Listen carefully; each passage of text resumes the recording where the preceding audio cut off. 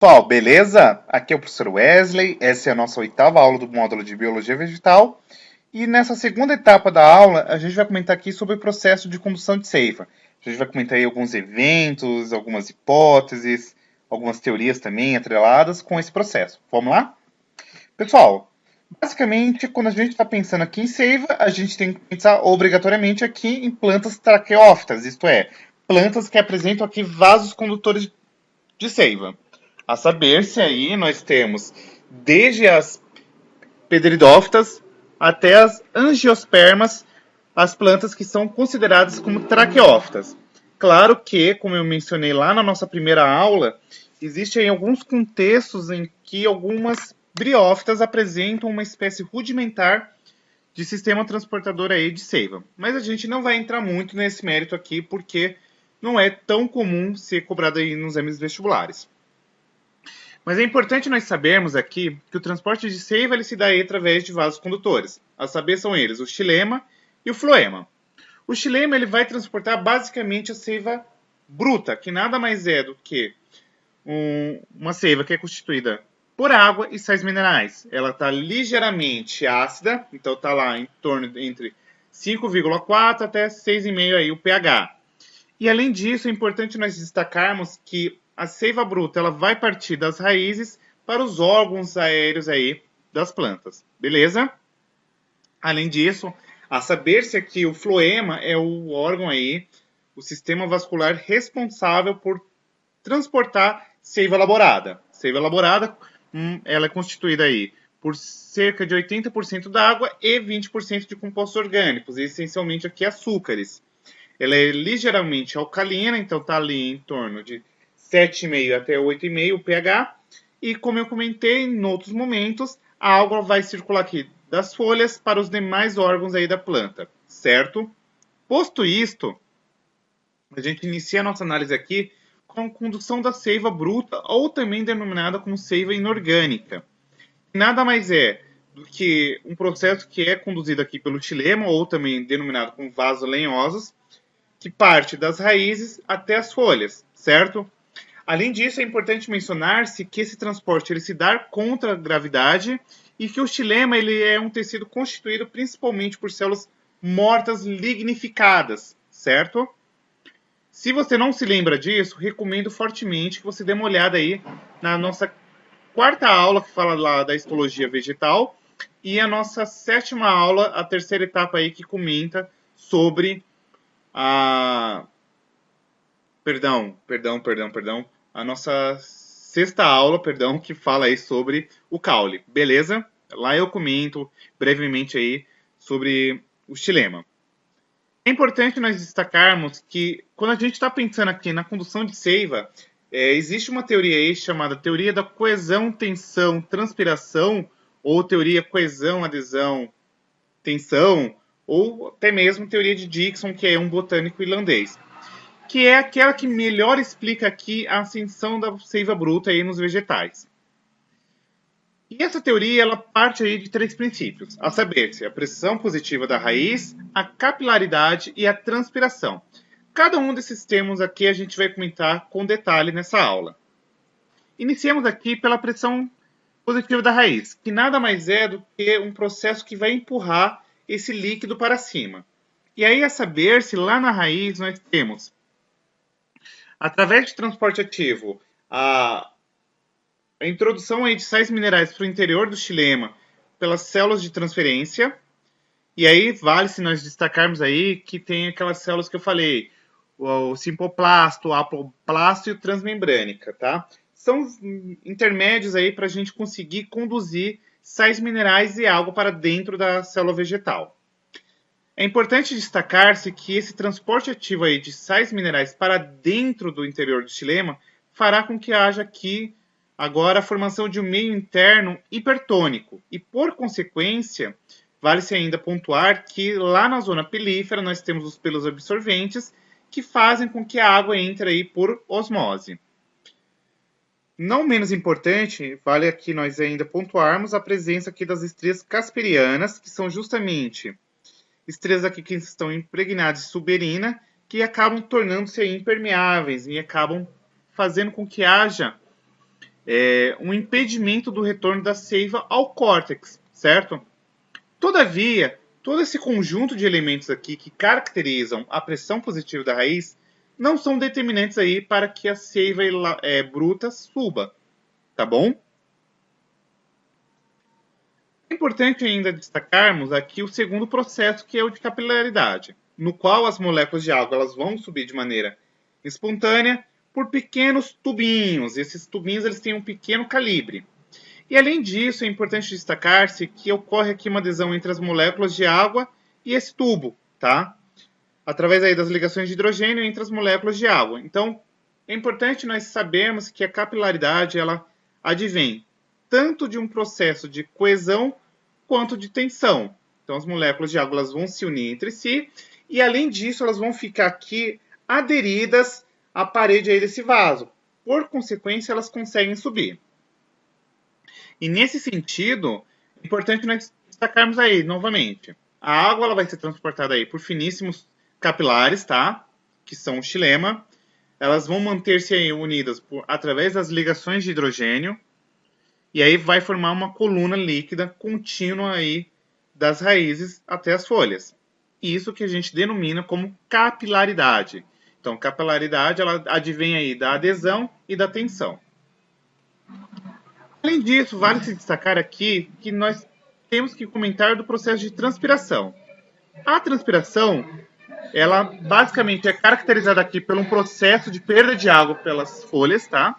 Sendo que essa perda de água ela se dá aí 95% através dos estômatos e 5% através da cutícula. Então, nós temos a transpiração estomatal ou estomatar e temos a transpiração cuticular, tá bom? Além disso, nós temos aqui um outro fenômeno chamado como gutação. A gutação nada mais é do que um fenômeno caracterizado aqui pelo surgimento de gotículas d'água nas bordas ou no ápice aqui da folha, e essa água sai aqui através de estruturas chamadas de hidatódios, tá? E isso daqui deriva basicamente da pressão da raiz e ocorre quando a transpiração é lenta, ou isto é, geralmente isso aqui acontece durante a noite, tá bom? E a água acaba sendo forçada aqui para cima através do xilema. Só por descargo de consciência, eu acho importante nós termos destacado aqui o fenômeno de gutação. Mas eu quero destacar com mais ênfase a transpiração, que vai ser o principal evento responsável aí pelo transporte da seiva bruta. Por quê? A gente vai perceber que durante o processo de transpiração, nós formaremos aí um gradiente que vai ser responsável por fazer com que haja aí a ascensão da água para as regiões aéreas da planta, tá bom? Então, dê uma olhadinha aqui numa folha, nós temos a região da epiderme, que nada mais é do que uma região constituída aqui por uma única camada de células. Nós temos essa região aqui média da célula que nós chamamos de mesófilo, e nós temos aqui uma outra epiderme, certo? E aí nós temos o fluxo aqui desse sistema vascular. E aí dentro aqui do mesófilo nós temos os estômatos, tá? Que vão ser justamente os principais protagonistas nesse processo de transpiração. É importante ainda enfatizar-se que a teoria da coesão, tensão, transpiração, ou também chamada aí como teoria de Dickson, ela passa da ideia do seguinte: primeiro, ocorre a transpiração foliar, isto é, o processo no qual você vai ter a saída de água aqui através da forma de vapor, e consequentemente você tem aqui que os solutos não evaporam, então você vai acabar criando aqui um gradiente, tornando-se essa região aqui extremamente hipertônica. E aí, por consequência, vocês sabem que numa maior concentração de soluto, acontece a absorção de água aqui através do fenômeno denominado como osmose. Então, o que acontece? Em decorrência de haver aqui uma maior concentração de soluto, agora a água que está circuncidando essa região aqui da folha acaba sendo atraída aqui através das nervuras da folha. Além disso, a criação aí dessa pressão hidrostática negativa fará com que haja aqui meio que uma força que puxe aí essa coluna de seiva bruta. Além disso, é importante nós destacarmos que a condução da seiva bruta ela sempre dará-se aqui no sentido raiz, caules e folhas. Além disso, é importante destacar-se que a coesão que existe entre as moléculas de água, que são ocasionadas aqui basicamente pelas ligações de hidrogênio, e além disso, da tensão aí existente na coluna de água, permite com que essa água suba aí das raízes até as folhas, certo? Inclusive esse fenômeno de tensão e coesão, nós já sabemos que é a capilaridade. E por fim, nós temos ainda que destacar aqui que vamos ter alguns íons minerais aí dissolvidos que acabam sendo carregados de forma passiva nesse processo. E por fim, vale se destacar que as folhas vão exercer aqui uma força de sucção, isto é, elas vão puxar, elas vão sugar e vai garantir com que a seiva bruta consiga aqui se acender, ou seja, isso viabiliza com que a água saia lá das raízes e chegue até a região aérea aí do vegetal, certo?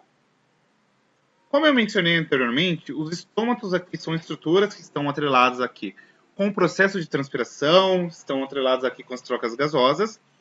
E como vale aqui pontuar para vocês não se perderem, a transpiração nada mais é do que a perda de água por evaporação e, consequentemente, esse processo de troca gasosa acontece aqui durante o processo de fotossíntese, isto é, a gente vai ter aqui o processo de absorção de dióxido de carbono e a saída de gás oxigênio, certo? Ainda vale aqui pontuar a vocês que, geralmente, durante aí momentos no qual você tem muito calor ou muita seca, os estômatos vão permanecer fechados. Por quê?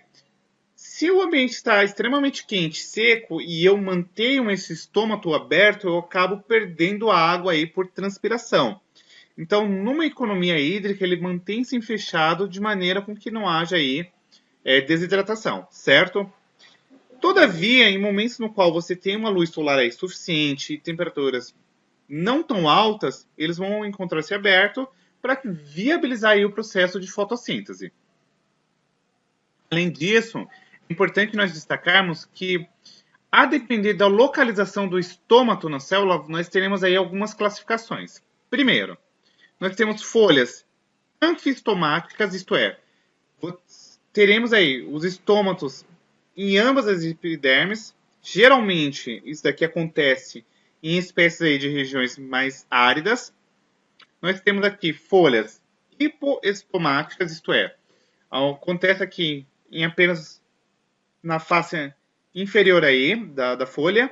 Geralmente, nós encontramos isso daqui com espécies de regiões úmidas e nós temos aqui folhas epiestomáticas, ou seja, aparece mais na epiderme superior. Geralmente, isso aqui está atrelado aí com folhas flutuantes de espécies aquáticas. Então, vamos lá.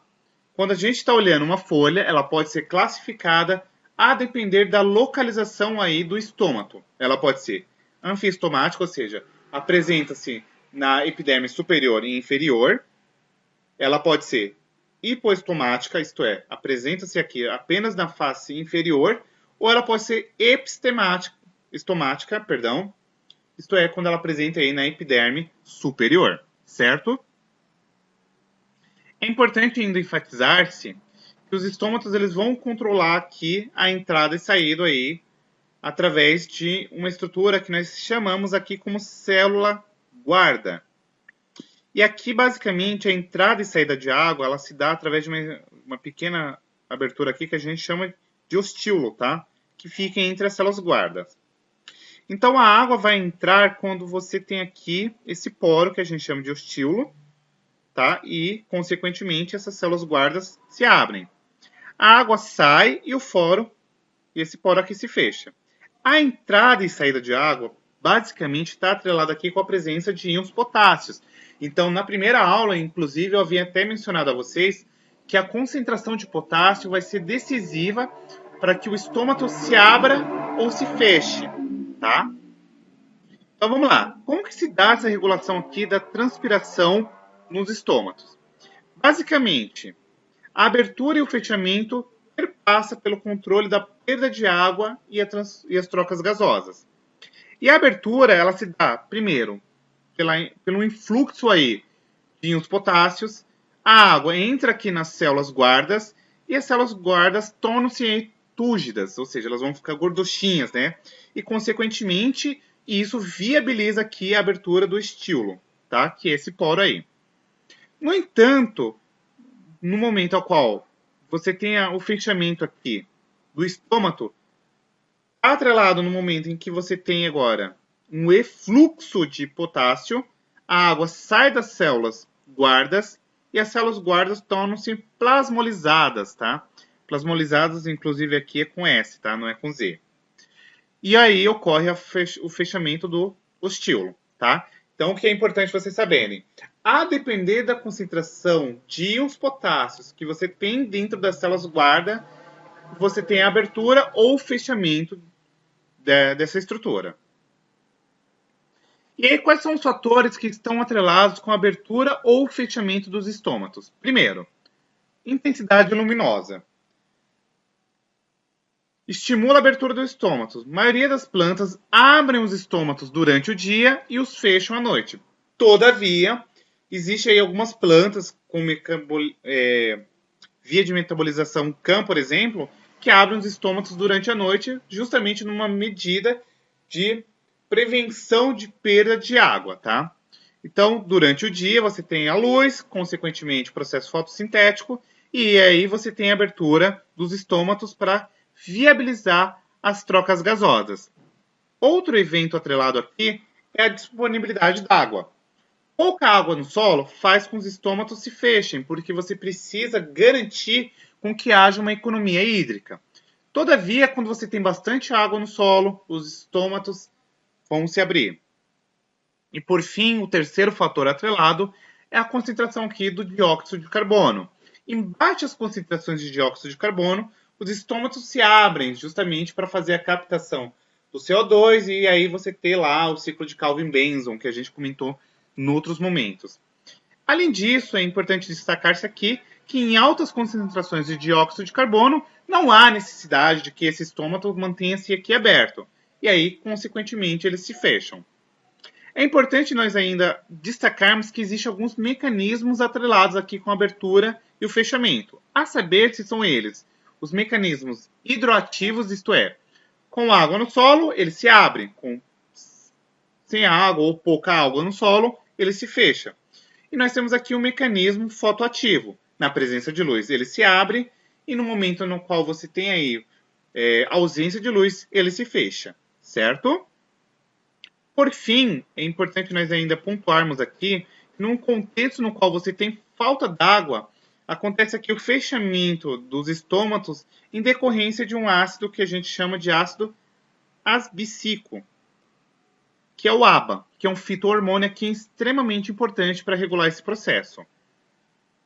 A transpiração, por fim, mas não menos importante, é um processo de eliminação do excesso de calor sob a forma de vapor aí, através dos estômatos, e existe aí várias adaptações para evitar uma transpiração excessiva. Na próxima aula eu vou comentar aí sobre mecanismo C4, mecanismo CAM, e aí vai ficar mais claro para vocês. Mas, por exemplo, se a gente pensar num cacto, por exemplo, que está localizado aí numa região extremamente quente e seca, os estômatos eles vão permanecer menos tempos abertos para evitar aí a perda excessiva de água. Ou até mesmo se a gente for pensar aqui no copo de leite, que está localizado em regiões mais úmidas, os estômatos ficam aí abertos por um tempo maior, tá? E agora, o segundo momento aqui, eu quero comentar com vocês sobre o transporte da seiva elaborada, ou também denominada como seiva orgânica. Isso daqui se dá através aqui do floema, que é um tecido vivo, ou a gente pode chamá-lo ainda de vaso liberiano. E aí você tem a seiva orgânica, que basicamente ela, o que ela vai ser? Açúcares, aminoácidos, hormônios, e é conduzida aí pelo floema, ou também, como eu disse, denominada como vaso liberiano, do sentido das folhas para os demais órgãos da célula, em especial as raízes. E aqui eu queria destacar que nós temos as células exportadoras e as células consumidoras. A gente vai entender quem é quem aí nos momentos mais adequados aqui dessa aula. A seiva elaborada, ela é basicamente formada aqui nas células dos parênquimas clorofilianos, lá das folhas. Então a gente sabe que a presença do parênquima clorofiliano lá nas folhas viabiliza o processo de fotossíntese. e, consequentemente, você vai ter uma distribuição desse floema por todo o corpo aí do vegetal, tá bom? Por fim, vale se destacar que a presença da força da gravidade acaba tornando-se esse processo favorável, e aqui um fluxo sob pressão de seiva elaborada por meio aí do floema, certo? Outro detalhe interessante a destacar-se é que nós temos aqui um experimento do Marcello Malpeghi, que é um botânico italiano lá no século XVII, que nos traz o seguinte: as substâncias orgânicas produzidas nas folhas são transportadas para as raízes pelas camadas mais externas do caule. Por isso que nós temos lá o anel de Malpeghi, tá?